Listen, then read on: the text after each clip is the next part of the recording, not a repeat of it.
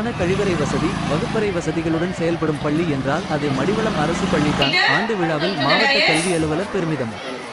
கிருஷ்ணகிரி மாவட்டம் ஓசூர் அருகே மடிவாளம் கிராமத்தில் இயங்கி வரும் அரசின் ஊராட்சி ஒன்றிய துவக்கப் பள்ளியில் ஆண்டு விழா நடைபெற்றது. இதில் சிறப்பு அழைப்பாளராக ஓசூர் மாவட்ட கல்வி அலுவலர் மீராஜ் கலந்து கொண்டு மாணவர்கள் மற்றும் அவர்களது பெற்றோர்களிடையே உரையாற்றினார். அப்போது பேசிய அவர், மடிவாளப்பள்ளி மாணவர்கள் எண்ணிக்கை அதிகரித்து இருந்தபோதும் ஆசிரியர்களின் எண்ணிக்கை குறைவாகவே இருந்தது. தற்போது அரசிடமிருந்து ஓசூர் பகுதியில் புதிதாக ஆசிரியர்கள் நியமிக்கப்படுகிறது. அதில் மடிவாளம் பள்ளிக்கு மட்டும் 3 ஆசிரியர்கள் வர உள்ளனர். அதனால் நான் மாவட்ட கல்வி அலுவலராக இருக்கும் நேரத்தில் என்னுடைய காலத்தில் அதுவும் மடிவளம் பள்ளிக்கு 3 ஆசிரியர்கள் வரவுள்ளது எனக்கு மிகுந்த பெருமையாக உள்ளது என்றும், அதேபோல் 300 நாட்கள் தலைமுறையிலிருந்து பெற்றெடுக்கும் பிள்ளைகளுக்கு நாம் என்ன கொடுக்க போகிறோம்? கல்வியா, நகையா, சொத்தா, பணமா? இது அனைத்தையும் நாளை கவனம் செய்கிறோம். ஆனால் நாம் தர வேண்டியது தரமான கல்வி மட்டும்தான். பிள்ளைகளுக்கு தரமான கல்வியை நாம் கொடுத்தால் தானாக நகை, பணம், சொத்து வந்து சேரும். கூடவே மதிப்புக்கும் மரியாதை வந்து சேரும் என தெரிவித்தார். மேலும் அரசு பள்ளி சீரான கழிவறை வசதி, வகுப்பறை வசதிகள் உள்ள அரசு பள்ளி என்றால் அது மடிவளம் அரசு பள்ளி மட்டும்தான். இதற்கு காரணம் ஆசிரியர்கள் மட்டுமின்றி பெற்றோர்களும் தான் காரணம். பெற்றோர்களின் ஆதரவு இல்லாமல் இது போன்ற நிகழ்ச்சிகள் நடத்த முடியாது. தனியார் பள்ளிக்கு இணையாக ஆண்டு விழா நடக்கிறது என்றால், அதுவும் அரசு பள்ளியில் ஆண்டு விழா நடக்குது என்றால் அது மடிவளம் பள்ளி தான் என பேசினார்.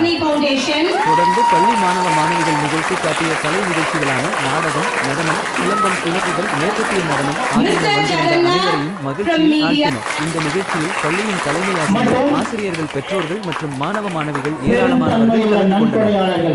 End of the day, Mr. Kumar from Chitralaya Institute.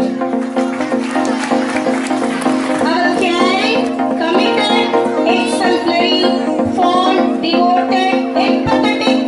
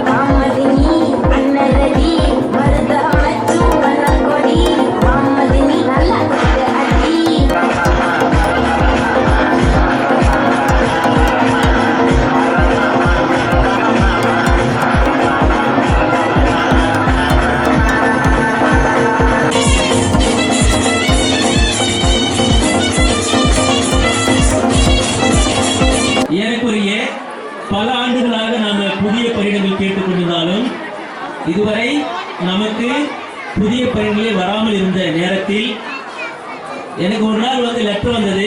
அது சொன்னால் நேம் கவர் தான் வரும், வேறு யாரும் பிரித்து பார்க்கக்கூடாது, நான் மட்டும் தான் பிரித்து பார்க்கக்கூடிய அளவுக்கு நேம் கவர் தான் அந்த லெட்டர் வந்தது. ஓப்பன் பண்ணி பார்த்தா நம்முடைய ஒசூர் கல்வி மாவட்டத்திற்கு ஏறக்குறைய 28 புது போஸ்ட் அனுமதிச்சிருந்தாங்க. மிகப்பெரிய ஒரு சந்தோஷம், எனக்கே எல்லாம் கிடைச்ச மாதிரி ஒரு சந்தோஷம் எனக்கு.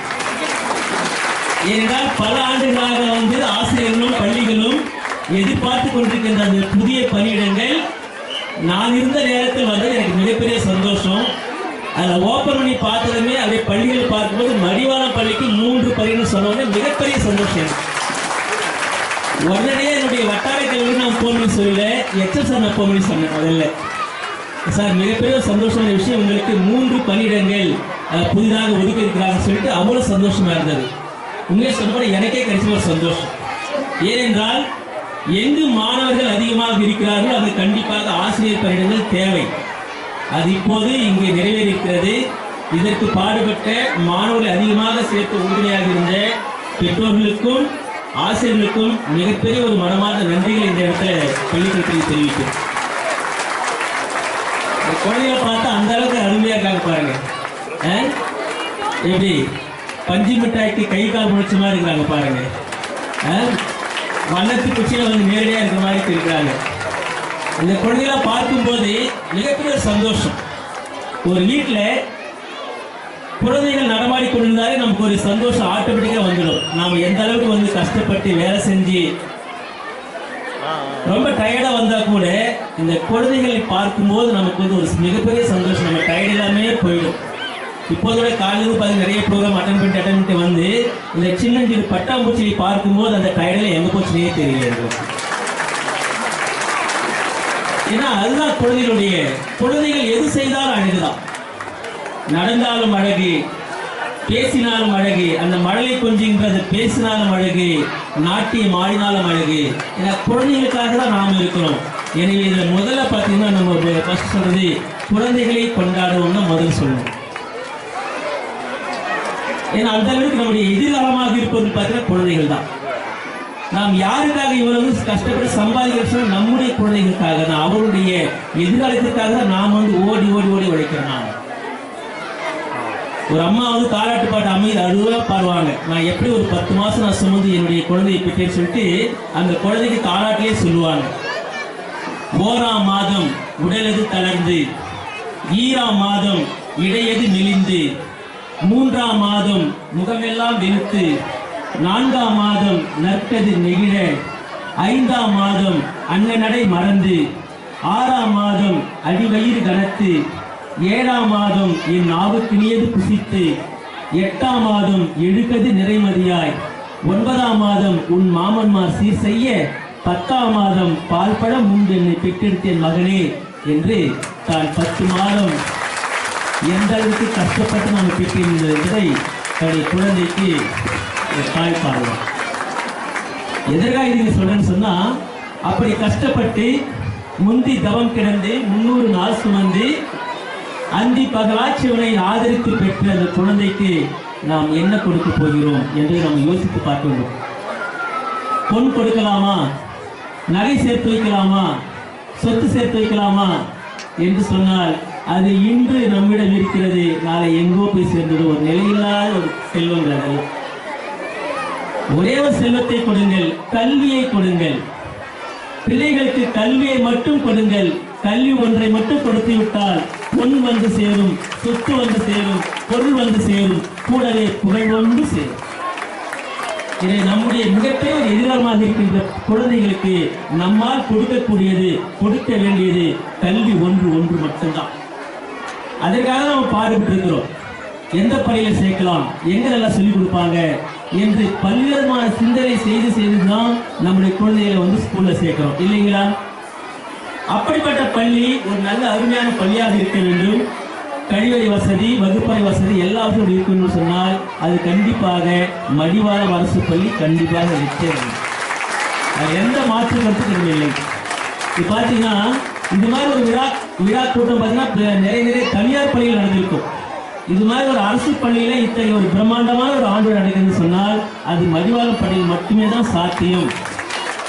அதற்கு காரணம் பெற்றோர் கூட கண்டிப்பாக எந்த ஒரு காரியம் செய்தாலும் ஆசிரியர்களும் தலைமை மட்டும் நினைத்தால் முடிந்து விடாது. அங்கு இருக்கின்ற பெற்றோருடைய அந்த அரவணைப்பு, நம்பிக்கை இருந்தால் மட்டும்தான் இந்த ஒரு சிறப்பான ஒரு விழாவை நடத்த முடியும்.